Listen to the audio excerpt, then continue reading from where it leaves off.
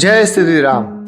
દોસ્તો, તમે રામાયણ તો જોયેલી જ હશે અને રામાયણના ઘણા એવા પ્રસંગો જે છે એ તમને યાદ પણ હશે.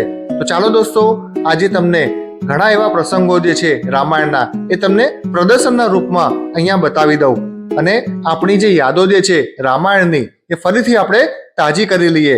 ખૂબ સુંદર રીતે અહીંયા પ્રદર્શન કરવામાં આવેલું છે રામાયણનું. તો ચાલો આપણે સાથે મળીને એને જોઈએ.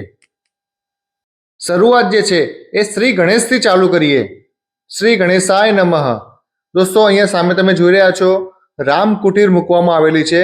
ખૂબ સુંદર એવી કુટીર બનાવવામાં આવી છે અને એની અંદર શ્રી રામ ભગવાન, લક્ષ્મણ ભગવાન અને સીતા માતા અને હનુમાન દાદા પણ એની અંદર બેઠેલા છે. અને દોસ્તો, ખૂબ સુંદર એવી રામ કુટીર બનાવવામાં આવી છે. એની બાજુમાં તમે જોઈ રહ્યા છો રામ ભગવાન જે છે એ ઊભા છે અને આખું આ જે તમને દેખાઈ રહ્યું છે એ છે વનવાસ. જ્યારે રામ ભગવાન વનવાસ માટે ગયા હતા એની ઝાંખી અહીંયા તમને દેખાઈ રહી છે. હવે દોસ્તો, તમે લોકોને સામે જોવા મળી રહ્યો છે સબરીનો આશ્રમ. જ્યારે સબરી જે છે એ રામ ભગવાનને જૂઠા બોર ખવડાવતા હતા એ વખતનો આ પ્રસંગ બતાવવામાં આવી રહ્યો છે. સબરીએ ખરેખર એના દિલમાં ખૂબ સાચી ભાવનાથી જે રામ ભગવાનને બોર ખવડાવ્યા હતા કે જે ખાટું કે કોઈ કડવું બોર રામ ભગવાનના મોઢામાં ના જાય એના માટે પોતે જાતે બધા બોરને ચાખીને જે મીઠા બોર હતા એ જ બોર રામ ભગવાનને આપ્યા હતા. એની આ ઝાંખી તમને લોકોને સામે જોવા મળી રહી છે. હવે દોસ્તો, તમે લોકોને સામે સીતા માતા દેખાઈ રહ્યા છે. એની બાજુમાં હરણ દેખાઈ રહ્યું છે. જ્યારે સીતાનું હરણ થયું હતું એ વખતનો આ પ્રસંગ બતાવવામાં આવી રહ્યો છે. રામ સેતુ પણ બાજુમાં બતાવવામાં આવી રહ્યો છે. રાક્ષસ જે રાવણ હતો એ અહીંયા આવી રહ્યો છે કે જે સીતા માતાનું હરણ કરવા માટે આવ્યો હતો. એનો આ પ્રસંગ બતાવવામાં આવી રહ્યો છે. ખૂબ સુંદર એવી ઝાંખી અહીંયા જોવા મળી રહી છે.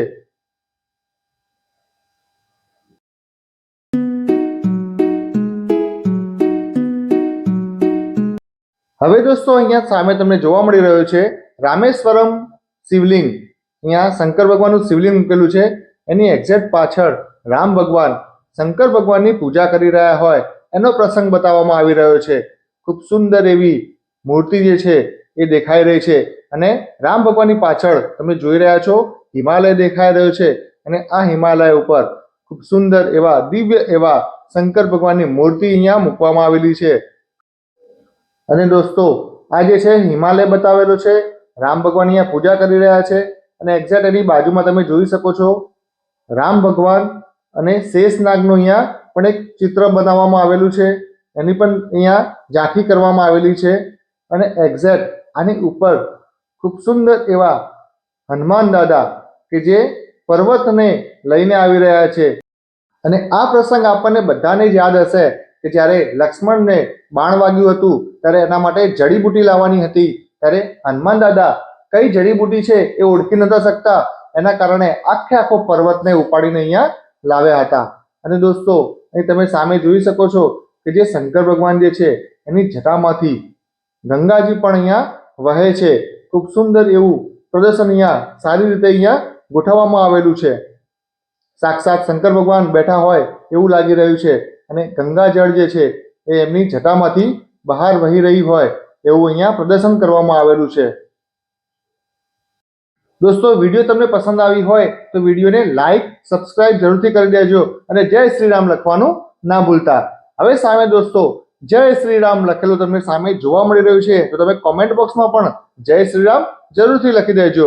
આ જે છે એ છે અયોધ્યા મંદિર અને અયોધ્યા મંદિરની ઝાંખી અહીંયા ખૂબ સુંદર રીતે મૂકવામાં આવેલી છે. રામ ભગવાન જે છે રામલલા જેની મૂર્તિ જે છે અહીંયા તમને સામે જોવા મળી રહી છે. ખૂબ સુંદર એવી દિવ્ય એવી મૂર્તિ રામ ભગવાનની અહીંયા તમને સામે પ્રદર્શિત કરવામાં આવેલી છે.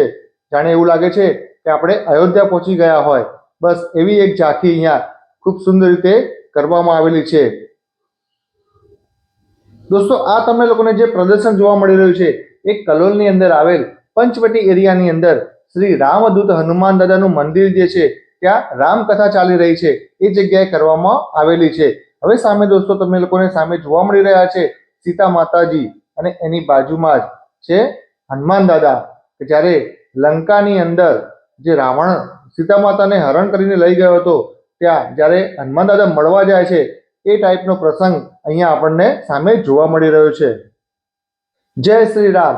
દોસ્તો, આ જે બધી જે ઝાંખી તમને જોવા મળી છે રામાયણ કથાની, એ જોઈને આપણને ફરીથી આખું રામાયણ જે છે એ આપણને સ્મરણ થઈ જતું હોય એવું લાગી રહ્યું છે. જય શ્રી રામ. ખરેખર અદ્ભુત પ્રકારની આ જે ઝાંખીઓ બનાવવામાં આવી છે, બહુ મસ્ત એવી બનાવવામાં આવી છે.